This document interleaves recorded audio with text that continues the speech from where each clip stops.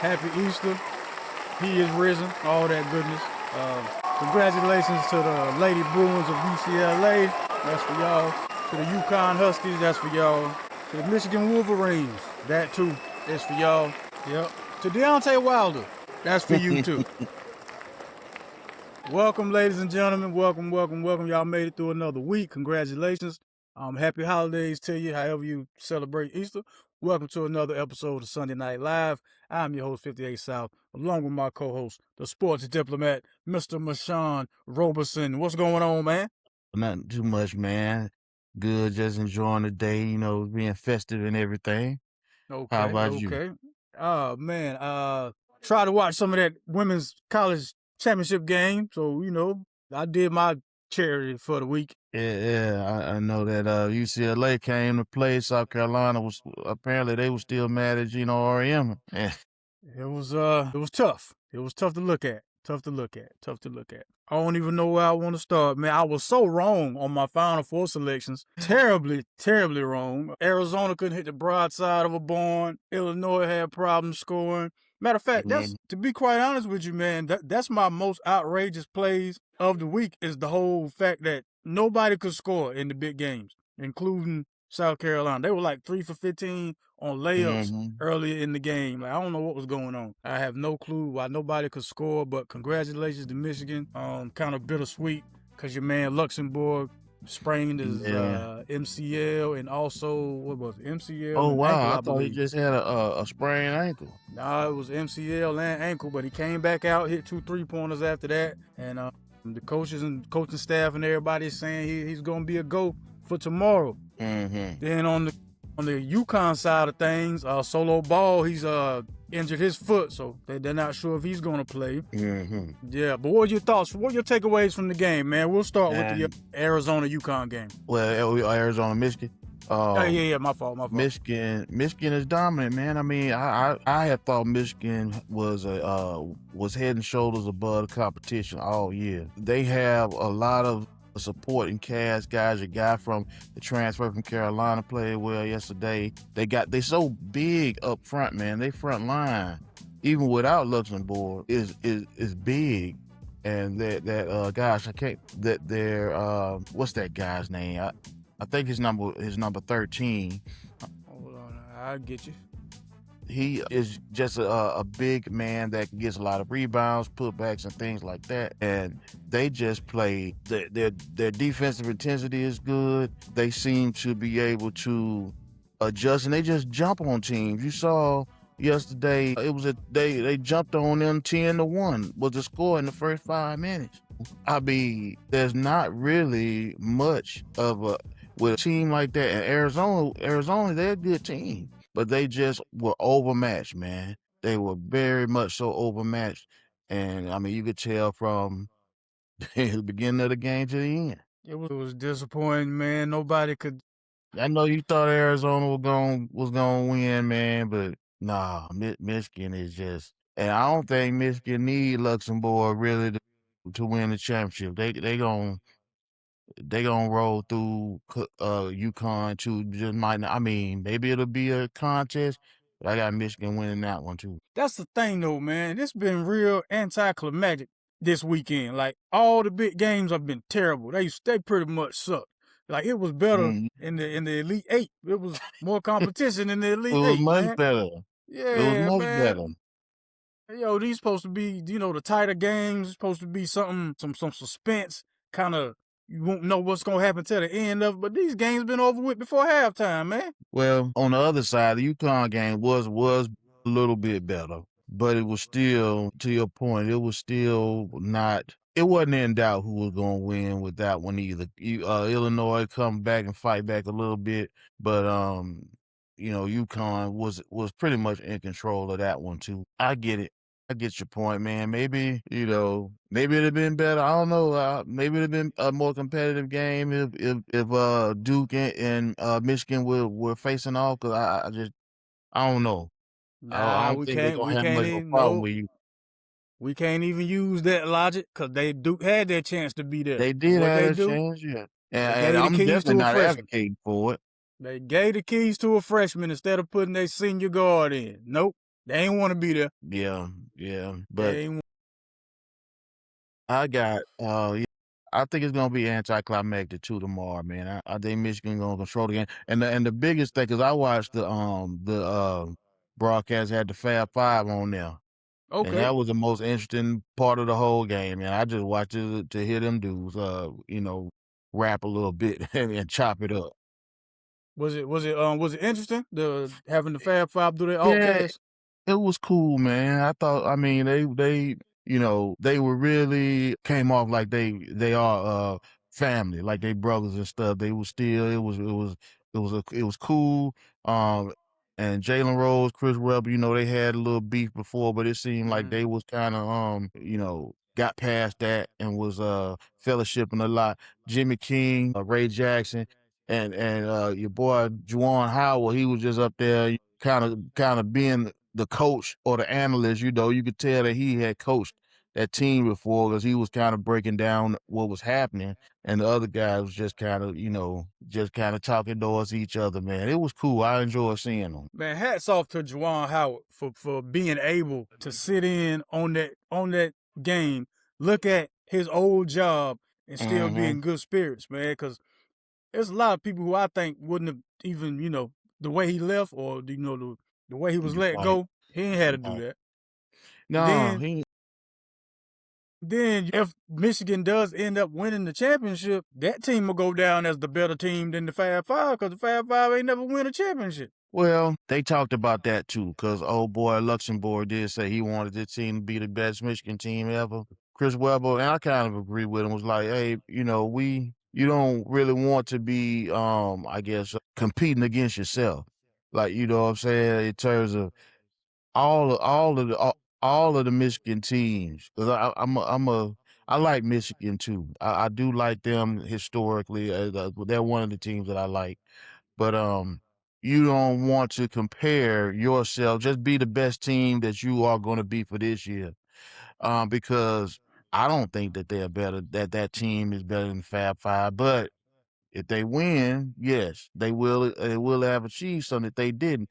Michigan had they won a championship in '89 with Glenn Rice, and a lot of NBA guys came off of that team. That team was pretty good. I don't know if you can't compare. You can't really compare eras, I guess. But um, hey, they will have done something that the Fab Five couldn't do. So I guess people can make that argument for them. When you think, well, I ain't gonna say you tripping. When I think Fab Five, I think more cultural impact than I do Hmm. like where they rank as far as teams at the University of Michigan because I was never a big Michigan fan. Even when the Fab Five was doing that thing, my favorite Hmm. player was Chris Webber. You know why? Because Chris Webber gave us a championship. He being a Tar Heel, called a timeout when they ain't had one. I'm always be indebted to Chris Webber because it was going down to the wire. We might would have lost that game had his They was gonna bas- lose that game. had his basketball IQ been where it was supposed to be. But hey, you called the timeout, gave us the free points. Thank you. You know what I mean? Best Michigan player ever, Chris Webber. Well, yeah, they are a big deal with from cultural impact standpoint, the black socks, the long shorts, all of that stuff. And I like that team, man. But they didn't win, so I guess that Luxembourg can say that and maybe he will if they win tomorrow. Because like I said, I don't think UConn gonna really compete with them.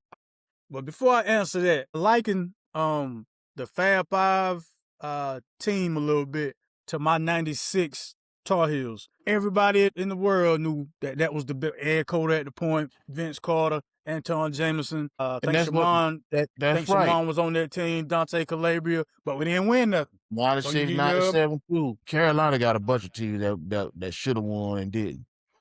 You know, I Jerry mean, Duke Stackhouse Duke did. Duke had more, but anyway. Duke had more Well, teams that but should have won I'm that day. saying, and to make the point, I think you were making, like, do you think the '09 Carolina team that did win, do you think they will be able to compete with that team? Do you think they will win? They will beat them? Now that'll be a good game to watch. But I can say that they were a better overall team because they won a championship. They did win. I can say that. But I don't know if they will beat the guys you just mentioned playing together. but we'll see. But at the same time, though, coaching matters too. Coaching matters too. Going back to the Michigan scenario, this guy here is probably a better coach than Steve Fisher was. Like Dusty May. Mm-hmm. Mm-hmm. Speaking of speaking of coaches, real quick, you seen what all the names on that Carolina wish list been doing, right? Nate Oates just got a new contract too. Can't sit here. Everybody trying to see the want. Schools just scooping them up. All these coaches are going to these schools like, hey man, listen, y'all got to pull that Brinks up for me to get me to stay. And they doing it. I don't know who Carolina's going to get it. They might get Billy Donovan, man. He might be the only he might available because I don't think the Bulls are going to do that with him. But everybody is getting locked up. Yeah, I don't blame them, man. And to be quite honest with you, UNC gave these coaches the leverage to go into the front office and be like, "Hey, it's either over there or y'all can pay me to stay over here."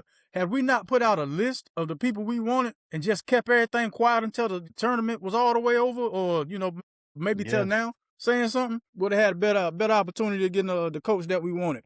But since you want to play your hand all fast, they got to they and like I said, they got to making this move. They had to know who they want already and just go on and get that guy. They rolling up. I think you said it before. They rolling up on the NIL, the transfer portal deadline, and without a coach, man. I mean, what are you gonna do to keep your guys and to get new guys up in there? April 7th is when I believe I'm gonna find out if Dylan Mingo and Maximo Adams are still coming to Carolina. As far as Kenny Smith's son, I don't think he had a choice in the matter. Mm-hmm. Yeah, I don't think Kenny Smith's son had a choice, to be quite honest with you. I think it was you go to Carolina, you ain't got to worry about paying for nothing. You go to another school, you're gonna have to get you a work study job. That's probably true, man. Yeah, I think that's how that went. I don't say they in trouble, but they're in trouble. Yeah, you in trouble.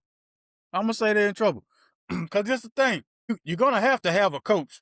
So you're gonna get whoever you can get at that point. And whoever you can get at that point isn't gonna be a viable replacement for Hubert Davis, because they wouldn't have had real experience unless you're gonna get the coach from High Point or something like that. Like what you gonna do?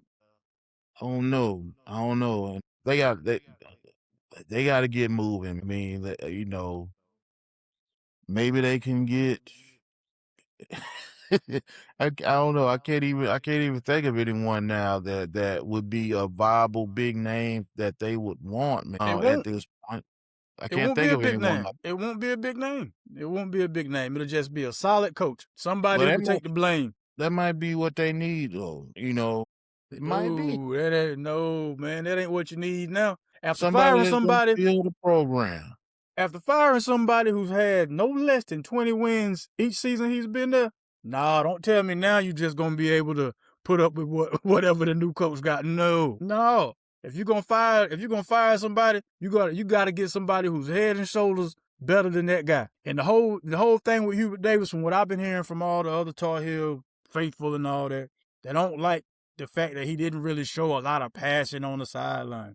Passion. I don't get that. I heard somebody else say that too.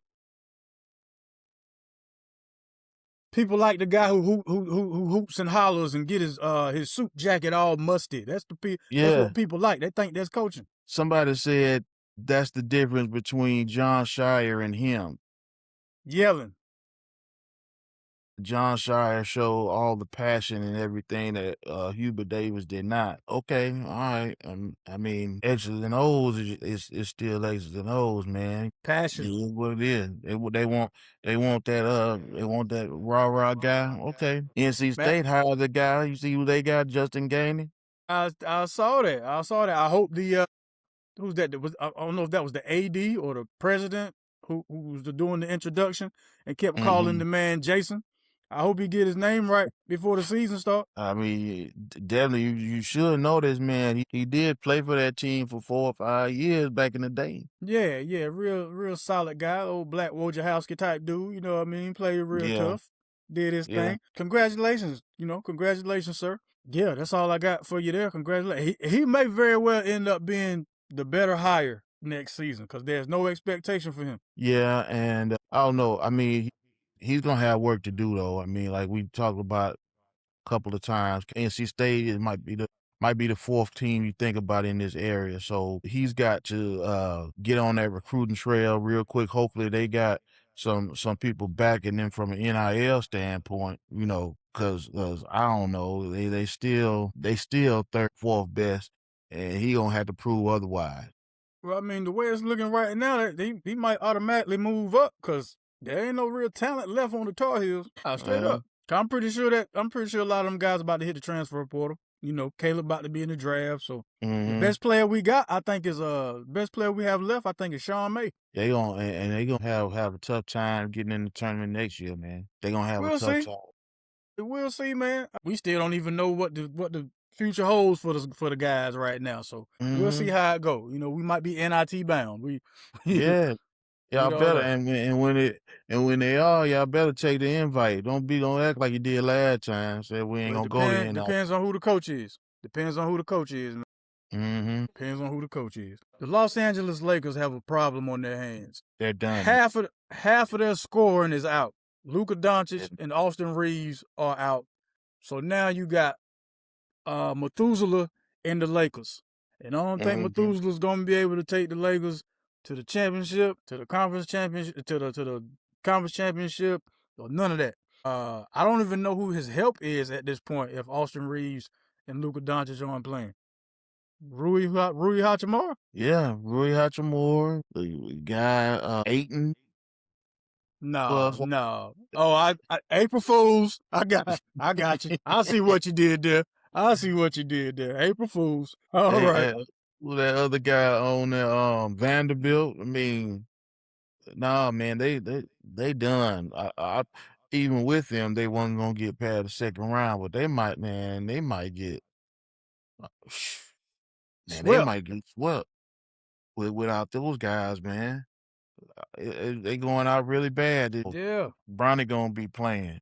Man, before they do that, I turn JJ Redick into Bill Russell. You better be a player coach before we do that. Man, but how do you think? I mean, I just wanted to because of their circumstances now, how is LeBron going to approach this now? Is he going to say he wants to come back because of the way they're going to go out? Is that going to make him say, all right, I don't want to go out just with a whimper like that. I want to see if we can really turn this thing around, some mess like that. Or is he going to go on and say, man, let me call this a career? I mean, I know people are always saying, and he's the best 41-year-old NBA player we ever see. He keeps himself in very good shape and he can still play. But he ain't no difference maker like that.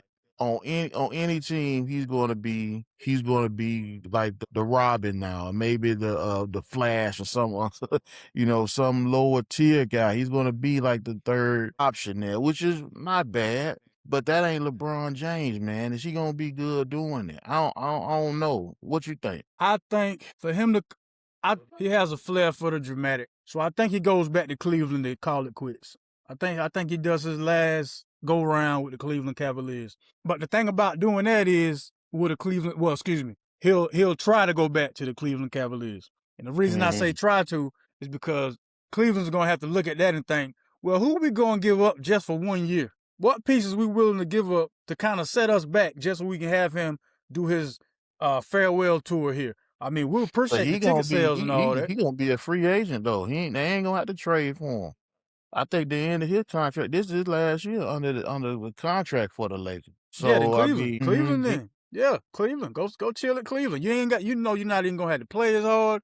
You know what I mean? Anytime you get in the game, it'll just be to wave at people. But he said he don't like playing in Cleveland, Memphis.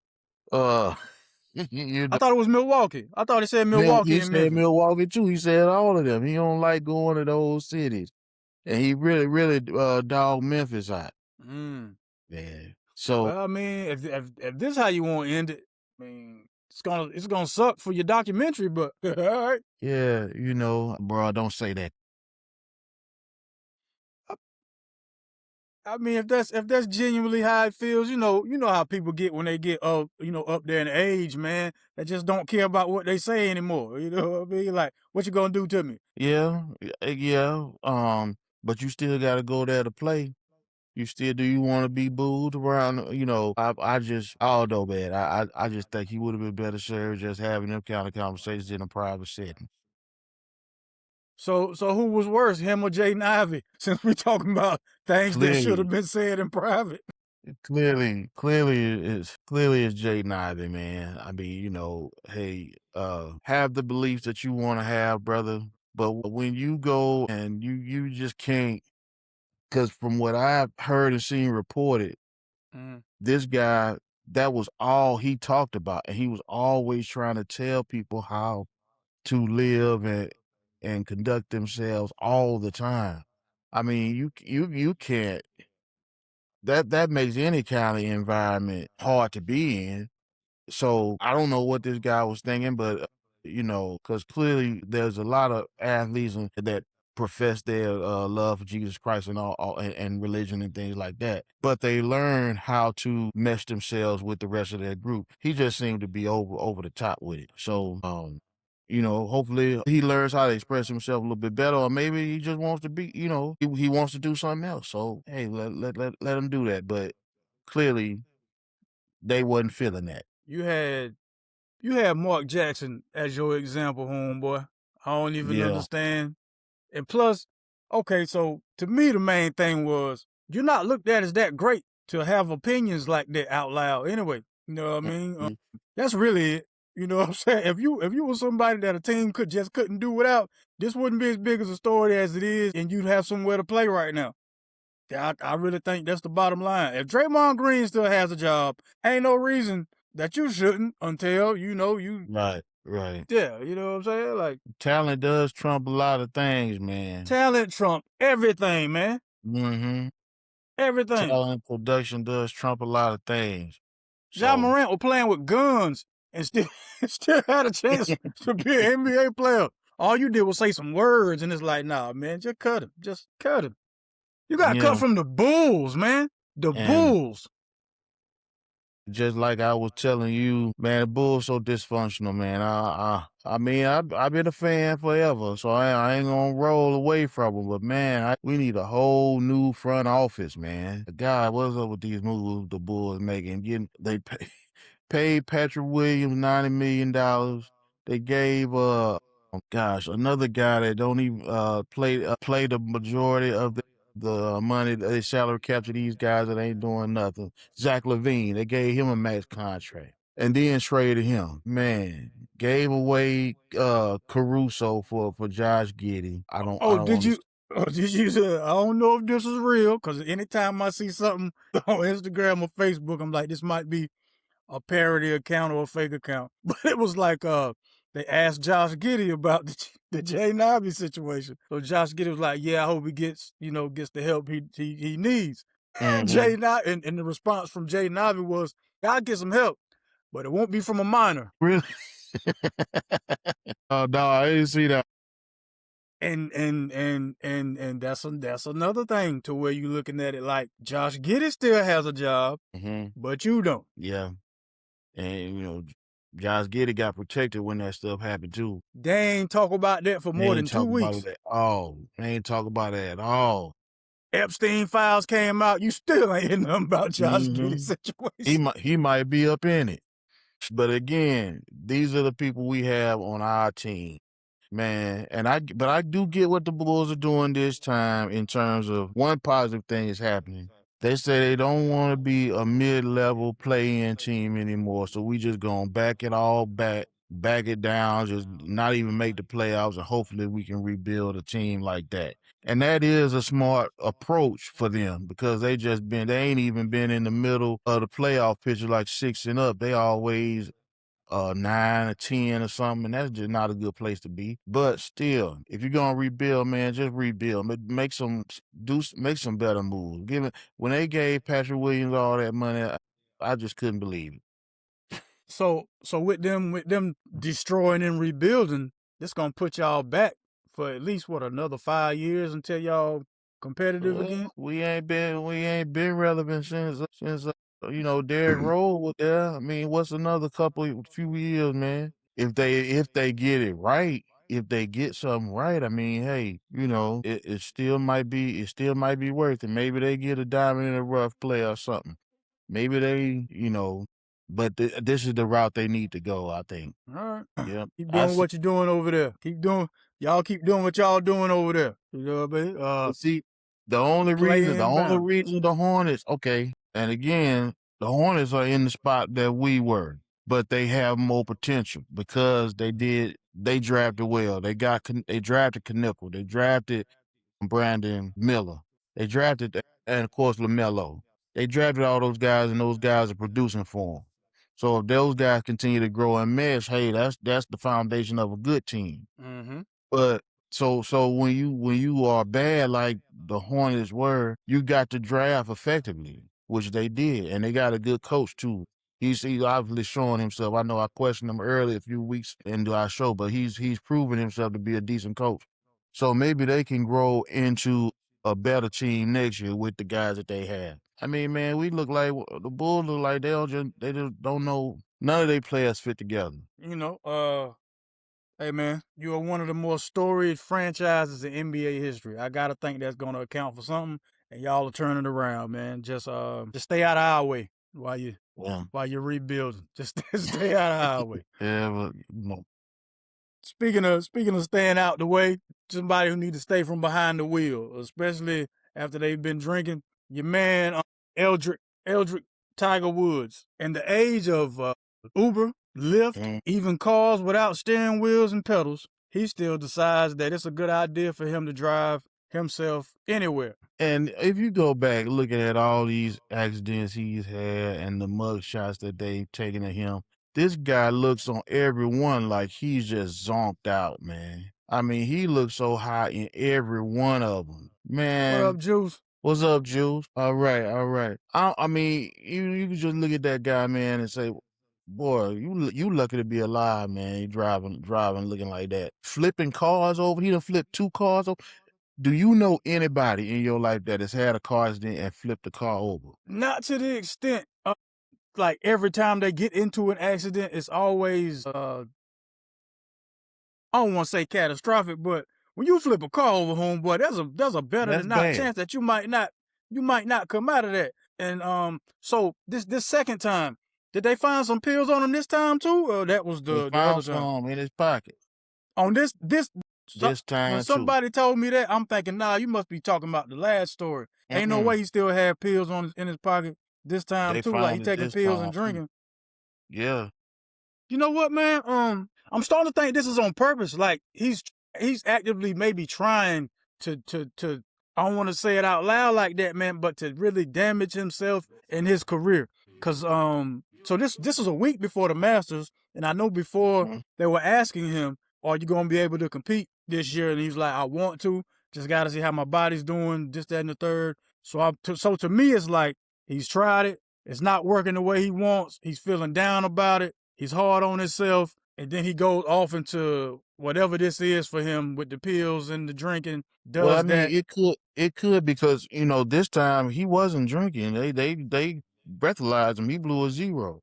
So he wasn't drinking, but I think part of what you're saying is true that he's taking these pain pills or whatever to really try to limit the pain that he's going to have when he's trying to compete in these tournaments. But I don't know. I mean, he just has in my opinion, because also he's damaging his reputation in a major way, because it also, he dates, like, I guess he was dating the president's daughter-in-law, I guess somebody that his son used to be married to or something, and telling the officers when they arrested him that he was just got off the phone with the president, like they gonna say, okay, well, we just gonna let you go because of that. Not pulling the Jeffrey, what Michael Jordan's son name? Jeffrey Marcus, yeah, not pulling Jeff, he got a son named Jeffrey and Marcus. But I believe Marcus was the one in Florida that was on the railroad tracks.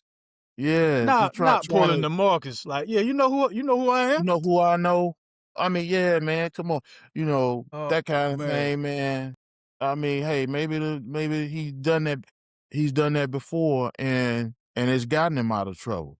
But he Tiger Woods. You shouldn't have to be like, yo, I was just It, that's right. so your reputation has been tarnished that much to where you can't even use your face card no more. And That's wow. who's to say, man, like the ones that we know about are the ones we know about. The accidents he had, the one where he almost lost his leg a few years ago, the one when his wife or ex-wife was Golf tagging him with clubbed the him. with the Golf golf clubbed him. club. Yeah. How many other times has this happened? We don't know. I mean, but it's clearly a pattern of behavior that is safe for us to assume that this stuff has probably been going on. Yeah, he's not winning no more. Just go back like Jay and everything, man. If you're not winning or they're not valuing you the same way they used to when you were up, this what happens. Now it's every time you do something, we gonna post it. It's a big deal now. But I mean flipping a car though, like that'll make the news anywhere. You Yeah. can't you Yeah. just I can't go mean, flipping cars, man. and I mean, this guy, I mean, I don't know if he was down the street from his house or whatever, but the area that he was in, man, this is a very ritzy area where he riding his car in. So they not used to stuff happening over there.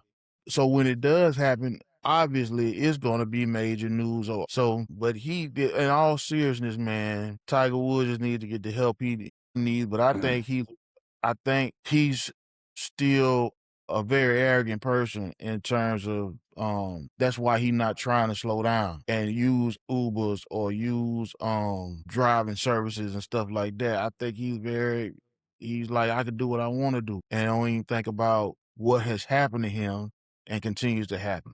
So who knows? I'm not gonna say that they're gonna wake him up neither. Well, I know he's supposed to be going to get some help. Yeah, he's supposed to be, getting He did yeah. that before, man. This is true. The same thing happened. This is true. This is So true. just think Man. about what you're doing, homie. But yeah, he's a mess. Yeah, man. Godspeed, though. You know what I mean? Godspeed, brother, because I don't want it to be a situation to where we get up here and we got to say R.I.P. Tiger Woods. He passed away in a vehicle accident. You know what I mean? Nah. Hmm. I hate for that to go down. No, we don't want that. Obviously, we don't want that. Juice say Tiger doing You this on said what you purpose. said. He'll return in 2 years to win the Masters again. I don't know if he'll be back golfing though, homie, unless it's the TGL, the golf league, like they do, Hmm. where it's kind of like the golf simulator and stuff like that. I think Hmm. he'll do that, but I don't think it's gonna be the Masters. I mean, he might, man, but I just think, man, he's gonna have to recognize what's been going on and make a change, man. But he's Tiger Woods. So he's gonna be his with folks like that, man. It's hard for them to see. Hey, man, I need to change something up because everybody always in your ear telling you how good you are. You the best. You this. You that. But I think what's gonna make the difference this go round though is your son is now on those golf tours now, so he gonna have to hear this. I'm hoping Maybe so. Maybe so. I'm hoping that part will sink in now. Like your kid isn't a kid anymore. Mm-hmm. You know what I mean? Now just like again with Jaden Ivey, it's your mom's is a coach, so whatever you do, she gonna get asked about it. Your dad is a famous golfer that seems to have a substance problem. So now that's gonna be talked about, and how's that gonna affect your son's game? You know what I mean? Mm-hmm. So Yeah, yeah. Cause yeah, his son isn't his son on those junior tours, those amateur golf tours and stuff now. Like his son is pretty good at the game, right? yeah, yeah. Yeah, yeah. Well, hopefully he does get the help and everything else like that. So Yeah, man, speedy recovery and all that goodness, man. Yeah, live your life after you get out of rehabilitation. But somebody who does not need rehabilitation, who the football gods just love, regardless, no matter what he does, the football gods love this man. Is Kirk Cousins. Kirk Cousins Kirk Cousins is a walking 4-leaf clover. Ain't nobody gonna tell me nothing different. I know, man. I need to go maybe he rubbing a lamp or something like that, man. This guy just keep on getting big contract after big contract. Man, I Kirk don't even think Cousins, he's been all pro before. Or Kirk, made a Pro Bowl. could you imagine somebody that keep getting fired from jobs, and every time they get another job, they end up in a supervisor role. That is crazy. Failing up, man. Yeah, this is crazy. Failing up. It's the way he going. It seems like he gonna be a coach too and keep doing that. Kirk Cousins is gonna be the first person we've seen to become a commissioner. He gonna work his way up to take a Roger Goodell job. And you know, this guy, although his agent, man, everybody need to be calling his agent. Everybody in the NFL need to try to get this guy to represent them because he is clearly on his game. Michael Parsons will probably still be in Dallas if he had his agent. He would have gotten Jerry Jones to pay him. I mean, Kirk Cousins, man, he getting it in. And like I said, he's always just been average at best from an NFL, player standpoint. He must be one of the. He's got to be one of the greatest teammates ever, man. Because no matter how he performs, he keeps getting paid. Kirk Cousins just went from the bench in Atlanta to being a starter at the at the Raiders. Like, yeah, whenever that. Hey, agent, yeah, this Kirk, man. Yeah, find me another sorry team to go to. I don't care how bad they are. They'll pay me. They'll pay me. But I think they're gonna, he's gonna play. I don't know, maybe about half the season, and then they're gonna put Mendoza in there because the Raiders they're not gonna improve much at all. So he's just gonna be a stopgap guy, and behind that offensive line, but they did get a good offensive lineman. Gosh, one of the best free agents they signed them, so maybe that'll improve that offensive line. But man, behind that, Kirk Cousins, he's gonna mess around and get hurt again with them. Nah, I think the Kirk Cousins move was just to reassure Ashton Genty you're gonna get more touches this season. Maybe so, yeah. And because that's the only way I see that making sense, man. Why would you pay Kirk Cousins? Yo? What have you seen from Kirk Cousins that make you be like, he can be a bridge quarterback till we get our guy? He worked with their coach though. In Minnesota, I believe that their coach was the offensive coordinator or something with Kirk Cousins when they were in Minnesota. How long ago was that? It was a long time ago, but he does know him, and relationships with them go far. That's why they brought him in, man. And when you think about it, who else could they get? Joe Flacco, he already with a team. I mean, Phillip Rivers is still out there if that's what you're trying to do. If that's the route you're going, Phillip Rivers, Peyton Manning doing commercials, he might want a shot. Man, Cam Newton, already tried to come back down. Cam out there, like if that's all you're trying to do is get real good old quarterbacks, Vinny Testaverde somewhere fishing. But I don't know. I don't know what they're doing, but Kirk Cousins, he didn't hit the jackpot, man, over and over. This guy is the number 3 quarterback and number 2. Okay, number 2 when quarterback the money and kick in, when the money kick in from last year, has been paid. It's Matt Stafford, then Kirk Cousins. I think Tom Brady is third. And the reason I say third is because the money got to kick in from the Atlanta situation, and then he'll be number 2. That is unbelievable, man. That's the only time you gonna mention Kirk Cousins, Tom Brady, and Matt Stafford in the same sentence. Yeah, all right. Way to go. Hey, Lord knows I ain't mad at you, homeboy. If they'll get it to you, get it. If they'll get it to you, get it. Other players should definitely look at it they should use that as an example in all their negotiations. I should get what Kirk Cousins is getting. Nah, they should just fire that agent and get Kirk Cousins' agent, because clearly it's something about Kirk Cousins' agent. He know what he doing. He or she, they know what they're doing in those talks and negotiations. If you ain't getting a Kirk Cousins deal, then you need to fire your representative. That's all. That's as simple as that. That's as simple as that. Man. Hey, but 20 mil. Quick. Yes, sir.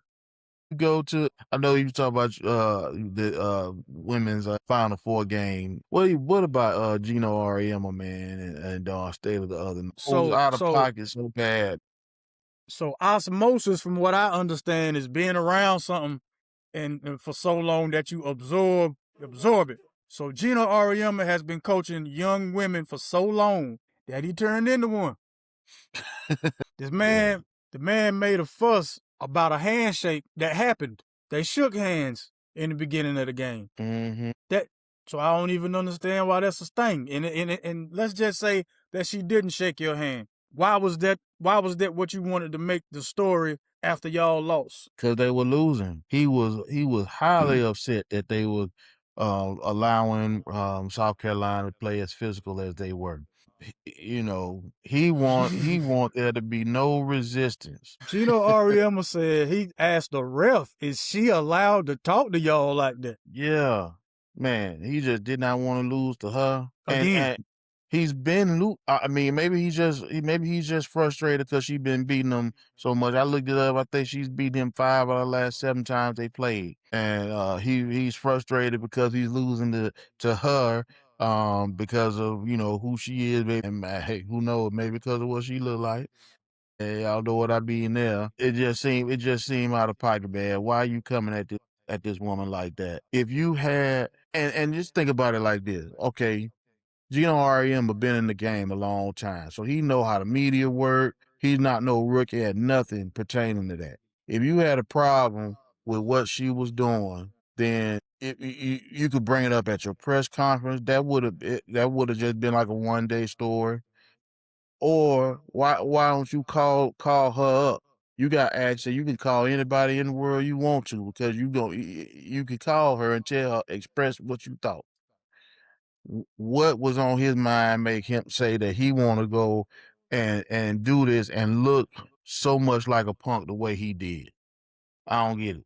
Another way you could possibly look at it is he really misses having a certified rival in late great, Coach Pat Summitt. So now he's clearly drawing the distinction that this woman right here, this is my basketball nemesis. Just so there's no question. This is my new Pat Summitt. I'm making it known right here, being very overt and outlandish and stupid looking on purpose to let y'all know UConn South Carolina thing is a rivalry from here on out. That's what it is. Marketing. Well, all right. All right. I tell you what, that's gonna work because the next time they play, everybody's gonna be all up in there. Everybody gonna be hyping that game up.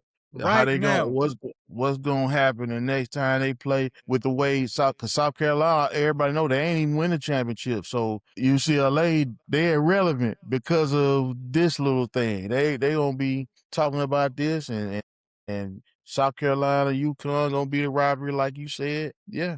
That's going to be the first thing people going to want to know is when they play each other next season, if they play each other, South Carolina and UConn. Yeah. Right. That's all they're going to want to know.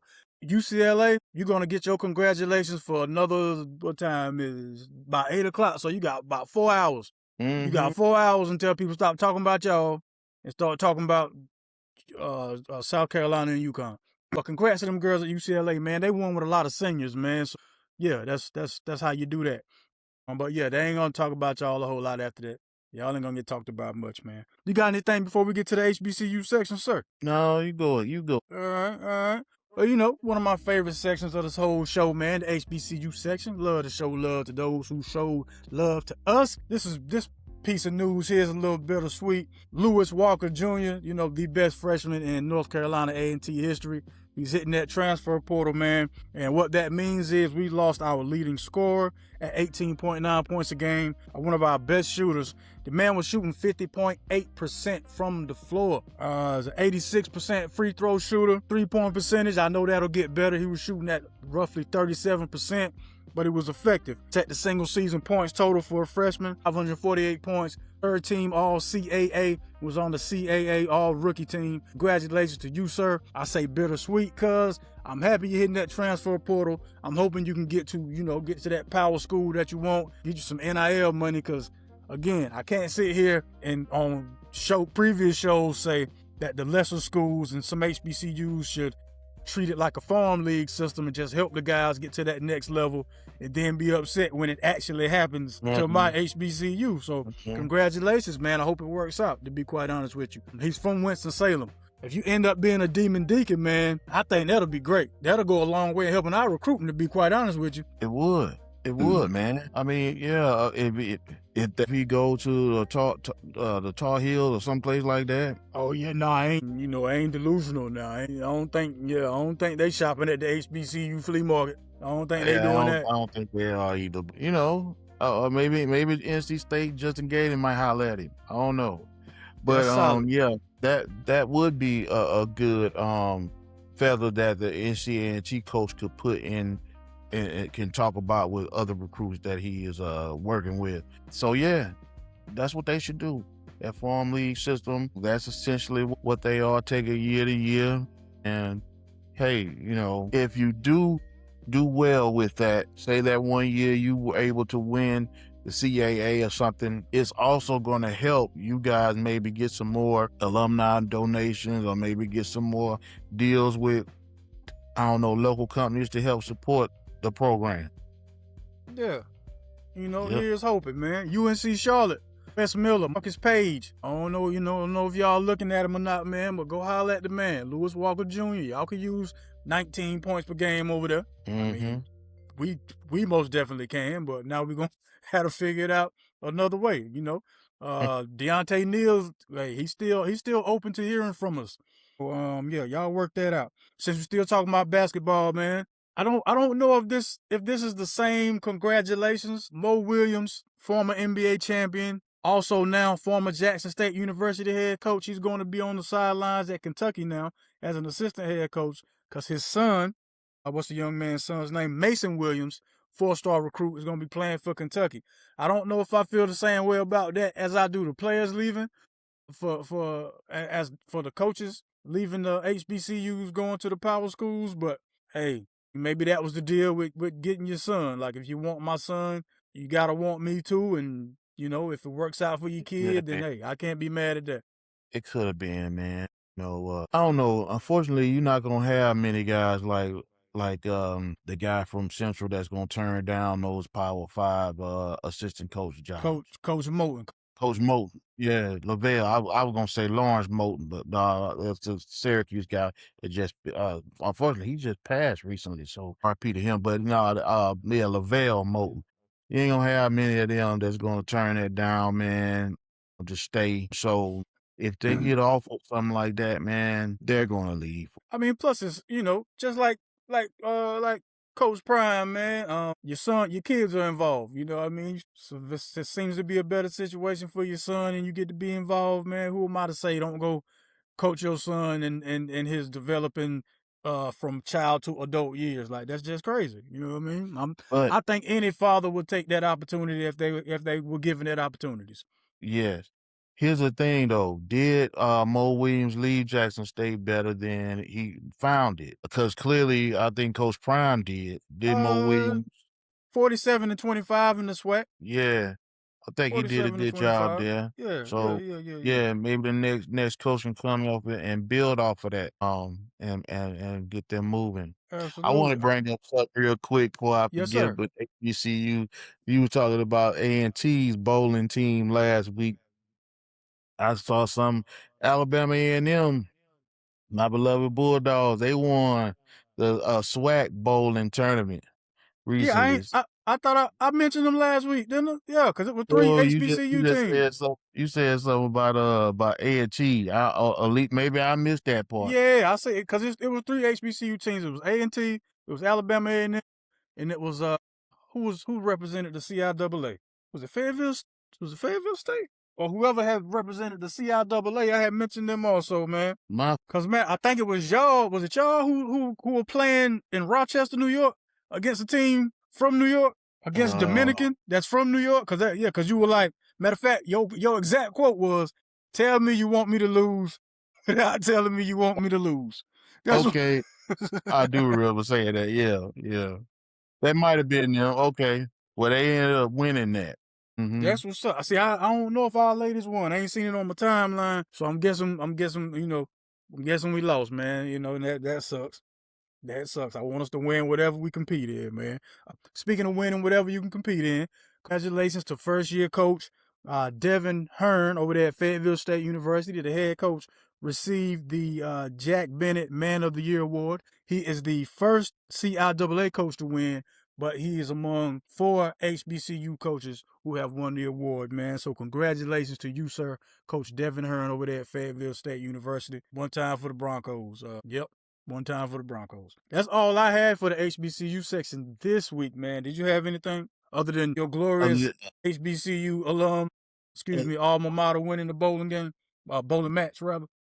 Oh yeah, they had. I read something today about kind of like a HBCU All Star game that they were playing in the in Indianapolis this Cat from weekend. Fayetteville State won the MVP award in that. Oh really? Yeah, because it had Nolan Smith was coaching one team, and the coach from Prairie View was coaching the other team, and they had a lot of all stars up in there. So tell me about you said got one an MVP from Fayetteville State.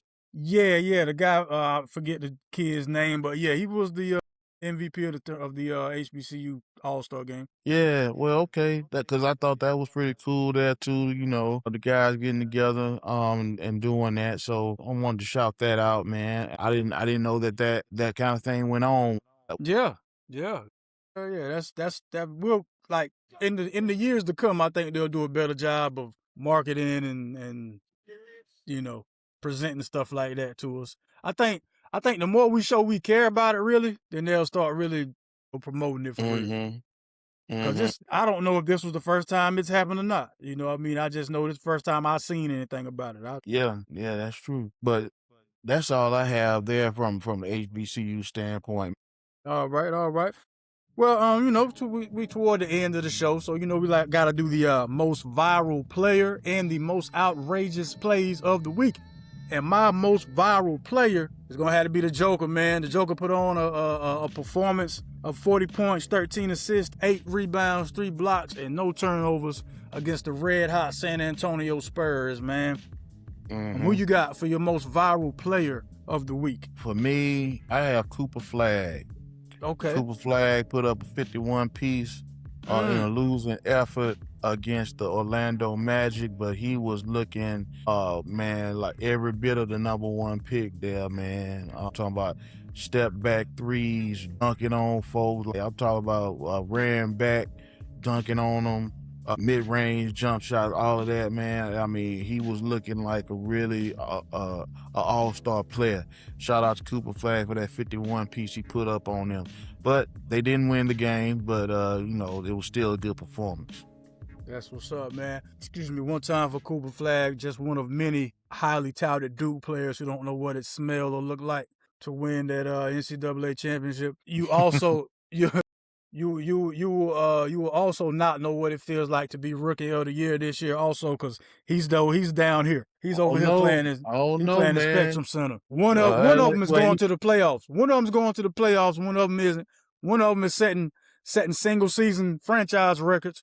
Most 3-pointers in a single season by any Charlotte Hornet, not just a Charlotte Hornet rookie, but by any Charlotte Hornet. And also, just throughout the league, his 3-point shooting is within the top 5. So yeah, man, go on give King Kong. Go on give King Kong his trophy. Most outrageous play of the week, it's a combination of the Illinois Fighting Illini, the Arizona Wildcats, and the Lady Gamecocks of South Carolina. Y'all couldn't shoot. None of y'all could find the basket. I don't know what was going on. It couldn't have been jitters. You know what I mean? You've been there before. It's the same basket that you normally shoot in. I don't know what happened, but yeah, man, you let me down. All three of you. You let me down. The team defense has something to do with that too. I'm watching cats miss at point blank range on all 3 of them teams and all 3 of them games. That defense wasn't that good. Yeah. To where y'all just missing point blank range, I would know. Nope. I can't do that. I can't get a defense all that credit. Y'all just couldn't shoot. All right, well, I guess my outrageous, although it might be the whole league, the UFL, man. Just look. I mean, I watch football just because it's a sport. It's a sport I love, man. But then Junior was a coach of one of the teams. So, but I don't know. These first couple of games have not been. They look pretty rusty. Like they ain't had no training camp or nothing. It's just, see, that's just the first weekend. That makes more sense. This was the last weekend of this particular sport. Y'all should no, ain't no way. But I get it. I understand. It's tough to watch. Some things are just tough to watch. But I'm gonna keep giving it a shot, man. I have seen some of them have been entertaining in prior years, and I've enjoyed watching it. But just not this first weekend. I can dig it. I can dig it, man. Well, look, we've come to the end of this wonderful show here. Final thoughts. Well, kind of like I've said plenty of times. Excuse me.